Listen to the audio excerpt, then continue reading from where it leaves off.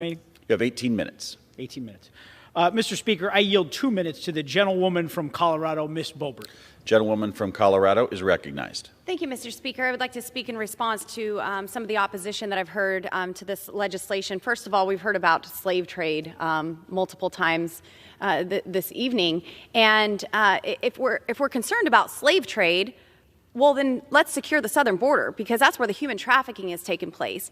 And millions of people are being trafficked, and women and children are being sexually assaulted and abused. Young girls are taking Plan B pills at the start of their journey because they anticipate being sexually assaulted on their journey. So if this is something that you are that concerned about, then let's work together to secure the southern border and stop the human trafficking and the slave trade that is happening there. There's slavery that's taking place in China in the cobalt mines that these climate extremists are pushing. There's child and slave labor there, and that's where we're extracting our rare earth minerals from China-owned mines in the Congo. So let's talk together about American energy.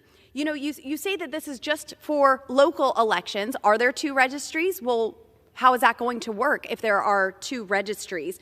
But I don't think it's going to stop there because every time we give in and give an inch, well, they take 7 miles.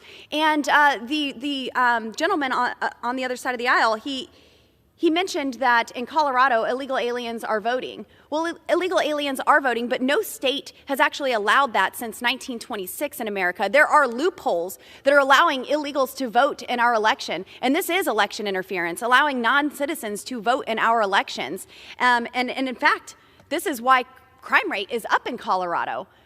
We are encouraging illegal aliens to come to Colorado. We are #1 in the nation for bank robberies, #1 in the nation for auto thefts, #2 in the nation for fentanyl poisoning. We have a Department of New Americans. And if you go to the Colorado State website, it says, well, what is a new American? A new American is a Coloradan.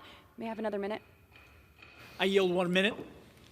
Gentlewoman from Colorado is recognized. Thank you. What is a new American?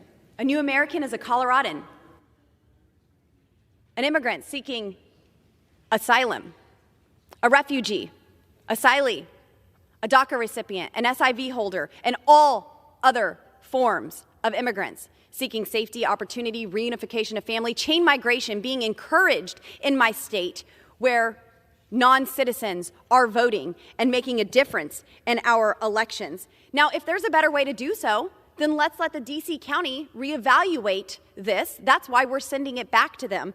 And I would say that statehood is a matter that Congress has to consider on behalf of the entire nation and pursue a constitutional amendment if so desired. Congress dealt with this issue in both the 116th and 117th Congress and rejected the idea. Congress has jurisdiction over D.C., and we need to ensure a vibrant capital city. This act does the opposite. And so I would, again, encourage opposition to this bill. I yield back.